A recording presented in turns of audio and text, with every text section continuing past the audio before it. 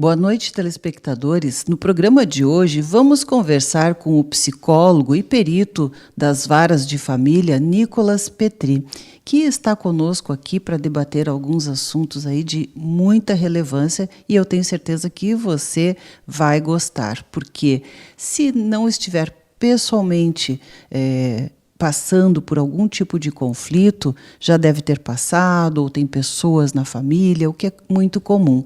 Então, hoje a gente convidou o Nicolas para um bate-papo aqui no nosso programa. Tudo bom, Nicolas? Tudo bem, obrigado pelo convite. Olha, para começar, eu quero te perguntar, assim, porque muitas pessoas não sabem bem a diferença, né, do que é um psicólogo, um psiquiatra e um psicanalista, ou seja, psicologia, psiquiatria e psicanálise. Tu poderia explicar para a gente? Posso, acho que uma maneira assim simples de entender, né? O psicólogo é aquele formado em psicologia, que é estudo da psique, do comportamento humano. A psicanálise é uma linha teórica que ele se utiliza então para fazer esse trabalho, né? Existe também o psicanalista. E a psiquiatria, obrigatoriamente tem que ser médico, está mais ligado à questão genética junto e vai poder medicar, né? Quem medica é o psiquiatra. O psicólogo ele não receita medicamento, né? A não ser que ele seja psiquiatra e psicólogo, né? A diferença do tratamento da psicologia é que, bom, não tem medicamento, então são encontros sistemáticos, semanais, no mínimo semanais, às vezes mais de uma vez por semana, de longo prazo, né? De médio e longo prazo, né? Em uma consulta, diferente do psiquiatra, que geralmente é um acompanhamento, ou mensal, ou bimensal, enfim, né? Bem, e eu gostaria de comentar contigo, então, em relação à psicologia, que hoje, cada vez mais, as crianças e os jovens estão tendo problemas de ordem psicológica, né? Em função, eu creio, do mundo, né? De como as coisas estão acontecendo, as mudanças todas que se tem, e os conflitos, eu creio, de família, muitas vezes, a falta de relacionamento presencial, né? Porque mesmo antes da pandemia, as pessoas estavam perto de quem está longe e longe de quem está perto. Não é? Então, a gente tem observado isso com o advento da internet, onde não só os filhos, mas os pais também ficam ali ligados, né? No WhatsApp, no Instagram, ou navegando pela internet, enfim. Não é? E eu creio que está se perdendo, já se perdeu, em grande parte, aquela essência do relacionamento familiar ou mesmo entre amigos. E as relações mudaram, né, entre as pessoas nos últimos anos. Então, gostaria que tu falasse um pouco sobre essas questões. Acho que não é demonizar a internet, o Instagram. Acho que a gente tem que valorizar o que a gente tem de bom na tecnologia hoje, enfim. Agora, a gente tem que reconhecer que a cultura, quando eu digo a cultura, a nossa civilização, nosso dia a dia, nossa sociedade, ela é permeada de excessos. A gente tem excessos de tudo.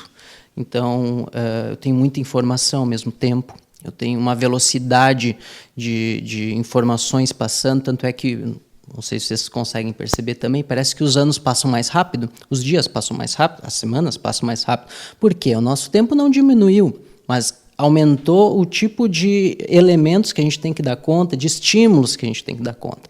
Para o adulto isso é difícil, para a criança ainda mais, principalmente quando a gente não instrumentaliza ela para lidar com algumas coisas. Uma delas é o tempo. Outra delas é a interação com o outro, porque quando eu estou no celular, o celular faz tudo o que eu quero. Quando eu estou com a outra pessoa, ela não corresponde exatamente. Então, interação exige esse tempo, exige essa troca entre eu e tu, exige eu aguardar. Aprender exige eu aguardar. Né? Então, tu vê problemas de aprendizagem hoje, por exemplo, a criança não consegue aguardar. Aí tudo é hiperativo agora, né? Virou hiperativa, tudo é hiperativo. Não, é que ela não tem o tempo, ela não dá o tempo, aquela tolerância mínima da frustração de sentar, de aprender, de ter curiosidade. Porque na internet é isso, eu quero saber tal coisa, em 2 cliques eu descubro qualquer coisa, não preciso mais pensar.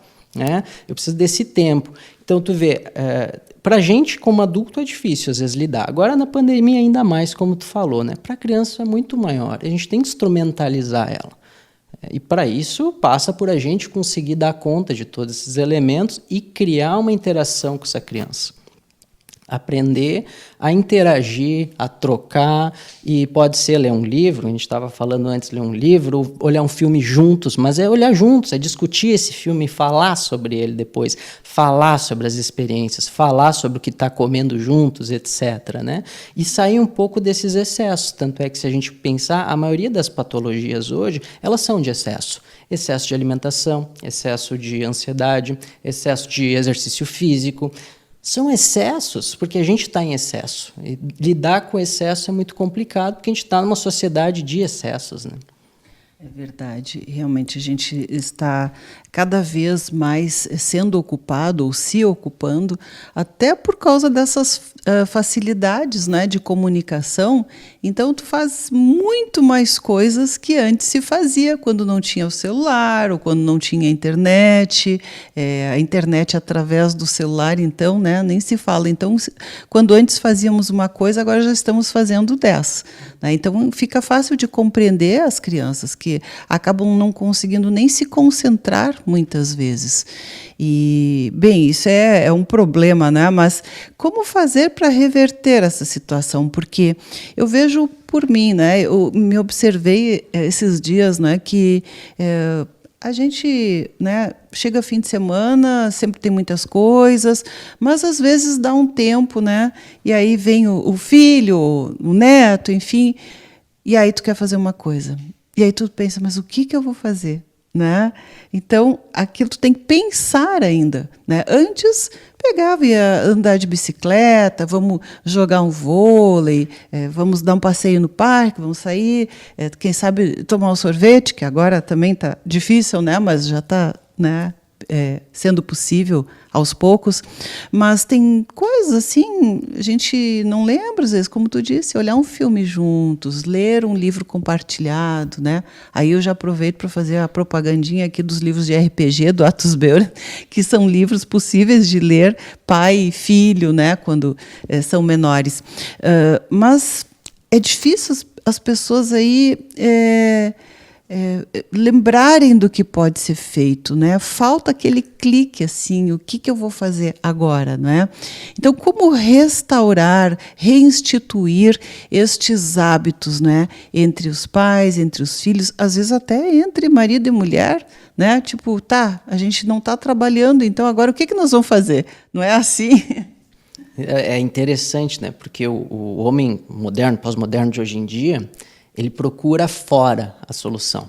A gente falou antes do psiquiatra, eu estou com um sintoma, eu vou procurar um remédio que vai acabar com o meu problema. A gente procura sempre fora. É uma atividade que vai resolver o meu problema, uma atividade nova, algo novo que vai vir.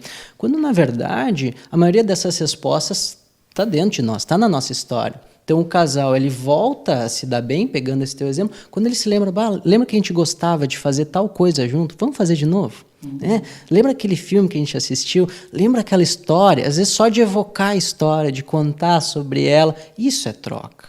A gente não precisa procurar sempre fora um jogo novo, uma coisa nova. Eu preciso fazer com o meu filho algo extremamente... Não, às vezes a gente pode só falar sobre coisas da história dele, né? Como é que foi que ele nasceu, olhar as fotos antigas. Tu vê, isso é nossa história. A gente fica com tanto elemento de fora que a gente tenta buscar fora alguma solução, quando, na verdade, a nossa história está cheia de elementos. A gente vai só ficar em casa? Não, não é isso. Mas é que quando eu evoco a minha história, eu procuro ela, eu lembro de coisas que eu gosto, que me dão prazer. E aí eu pego uma bicicleta velha que está lá com os pneus murchos, eu pego o meu instrumento que está lá pegando pó, eu vou pegando as coisas que eu gosto, aquele filme, aquele livro antigo, né, que eu li, que eu gostei, que eu não terminei, entende? Aí a gente vai adquirindo desejo pelas coisas. O desejo, ele não parte do que está fora e eu quero aquilo. Até porque são coisas, geralmente, quando eu consigo, eu não quero mais. Vou te dar um exemplo. Eu estou entediado, então eu vou ir comer um hambúrguer. Eu chego lá, eu como hambúrguer, se me satisfaz, mas aí eu quero sorvete. Aí eu como sorvete, mas... Tá, ok, comi o sorvete, mas agora eu quero ir no shopping comprar uma blusa. Tu entende que a gente está sempre atrás de algo. E isso gera uma ansiedade absurda, principalmente quando eu não tenho ou dinheiro ou tempo para dar conta disso tudo. Agora, no momento que eu consigo rever na minha história algo que eu realmente gosto, que eu vou ter algum tipo de investimento, como voltar ou aprender a tocar um instrumento, ler um livro, estou dando exemplos assim porque são coisas que exigem esforço nosso. Isso é o que vai nos mobilizando e a gente vai querendo mais e aí vai trabalhando com essas questões. Então, tu vê, procurar fora nem sempre é uma opção. Acho que primeiro a gente tem que olhar na nossa história e conseguir criar desejo por algo de fora, então. É verdade. Olhar para a situação, contemplar, pensar, analisar, não é? E quem sabe mudar a nossa mente aí, né? Sair do piloto automático aí, tomar a direção, né? Mas, Nicolas, a gente vai fazendo um breve intervalo, mas já voltamos daqui a pouquinho com você aí e continuando esse bate-papo aqui com o nosso psicólogo Nicolas Petri.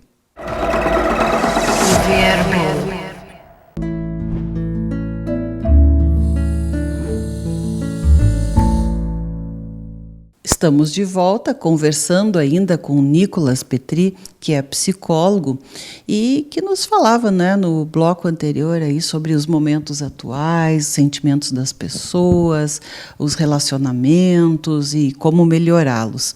Mas, Nicolas, é normal, né, na nossa vida ter momentos em que estamos tristes, às vezes irritados, às vezes, né, só queremos ficar quietos, né? Mas as pessoas não sabem exatamente até que ponto isto é normal. Alguns pensam, não, eu estou me sentindo triste. Será que eu estou com depressão? Ou estou muito irritado? Será que o meu filho está irritado? Será que está com algum problema? Então, como saber qual é o limite da normalidade e a partir de quando alguém deveria buscar ajuda com um psicólogo? Acho que é uma questão bem complexa, não dá para tomar como regra. Mas eu diria, se fosse responder em uma frase, eu acho que quando isso vira sofrimento. Tá? O que eu quero dizer com isso? A tristeza, a irritação, tudo isso faz parte da vida. A gente tem uma tendência hoje de tentar anestesiar qualquer tipo de emoção ou situação negativa na nossa vida. Então tem que estar sempre bonito, sempre bem, sempre inteligente. E aquela minha parte que não é tão bonita, eu tento anestesiar, afastar, enfim, né? Agora, ela faz parte da vida. Quanto mais eu tento afastar isso, mais isso pode me trazer sofrimento depois. No momento que a gente tem situações reais, né, que vão trazer tristeza, raiva, irritação, insegurança, que é um sentimento assim que a gente tem dificuldade em falar hoje, mas todo mundo sente, principalmente em pandemia, né? Insegurança, medo, enfim, né, tantos sentimentos aí, né, da complexidade da alma humana.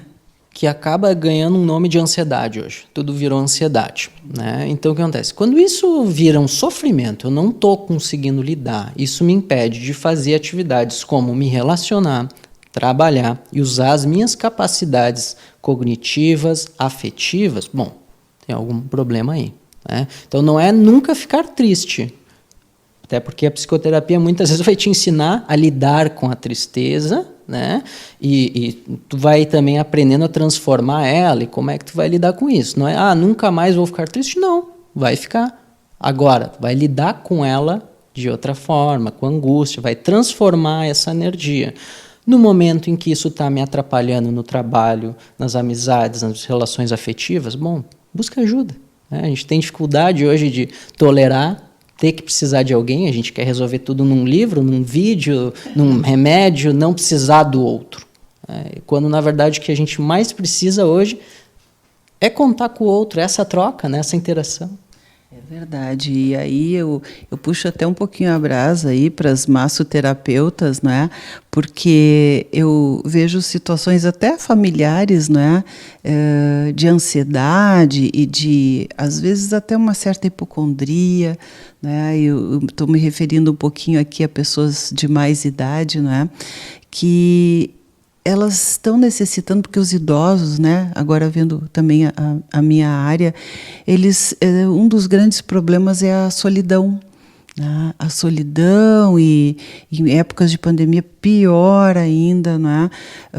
Mas a falta assim, daquele toque, né, do relacionamento presencial. E aí eu vejo assim, quando vão numa massoterapeuta, né, por que faz tão bem? Não é só porque relaxa, mas é prazeroso tu sentir o toque de outra pessoa, né? Isso dá isso é assim mesmo, Nicolas? Tem um fundamento aí? Olha, no momento em que acontece algo muito ruim com alguém que a gente gosta, ou com a gente, o que a gente quer? A gente quer um abraço. Se a criança cai aqui, né, na nossa frente, começa a chorar, qual é que é a nossa tendência? O que a gente vai fazer?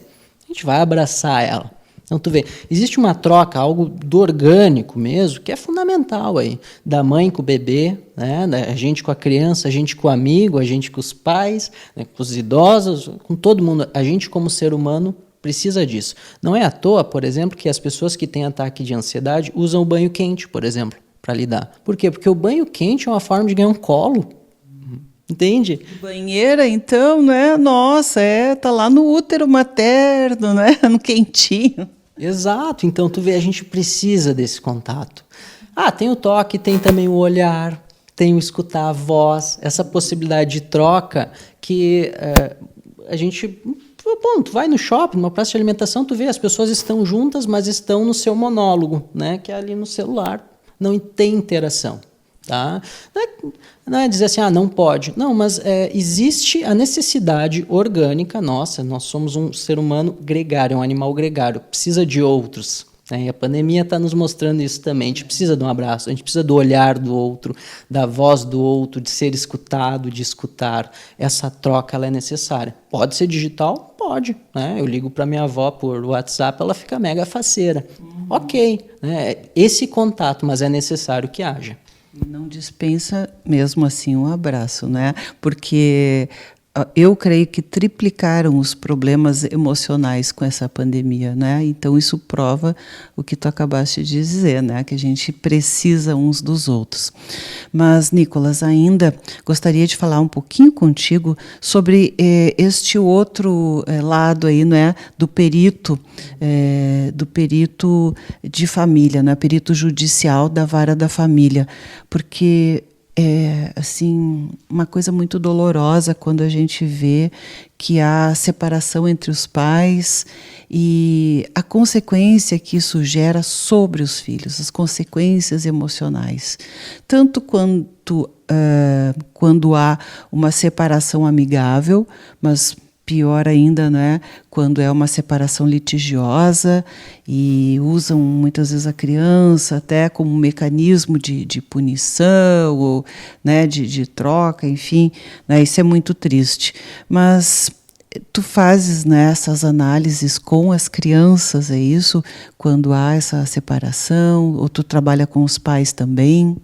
Eu avalio todos, né, avalio todos envolvidos, né? Então vai de caso a caso, né? Os genitores com certeza, individuais, a gente usa a testagem psicológica também, né? E avalia crianças, aí depende, né? Às vezes sozinha, às vezes com o pai, com a mãe, vê essa interação, dependendo da idade, acaba pegando de tudo que é a idade mesmo, né? Dependendo da situação, então realmente varia bastante, mas a gente tem todo um cuidado de avaliar o contexto todo para entender no macro o que está acontecendo entre essa família, né?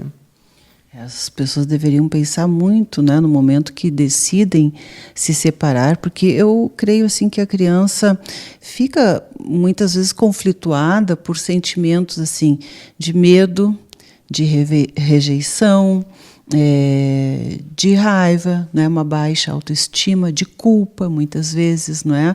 É uma série de conflitos. O que elas te relatam assim mais frequentemente quando tu conversas com a criança? Depende muito da situação e da capacidade, tanto cognitiva quanto emocional da criança. Né? Uma criança que foi bem investida, né, que teve um desenvolvimento adequado, digamos assim, ela consegue lidar melhor e falar sobre as coisas. Uma criança que não teve isso, né, que há muito tempo os pais vêm tirando esse lugar dela, né, esse lugar de direito dela enquanto criança e utilizando ela ao seu bel prazer, por exemplo, para atacar o parceiro, né, vai ter mais dificuldade. E muitas vezes elas fazem um processo de dissociação. O que é isso? É realmente não ver. Eu não vejo o que está acontecendo na realidade, eu vejo outra coisa. Ou os pais, que é um outro caso comum, assim, acabam de alguma forma também anestesiando, né? Por exemplo, adolescentes que daí ficam 12, 14 horas por dia no computador, justamente para não ver nada. Então é uma forma de mascarar isso, de não deixar ele ver o que está acontecendo ao redor naquela família, enfim, né? Olha só, gente, quanta coisa não é interessante, importante. Infelizmente, Nicolas, nosso programa hoje está chegando ao fim, não é? Mas passou justamente tão rápido porque tem muita coisa importante aí para se conversar. Então, eu quero te agradecer e deixar aqui o convite para estares conosco numa próxima oportunidade aí, debatendo um pouquinho mais esses assuntos. Muito obrigada. Muito obrigado e com certeza podem contar. Verbo.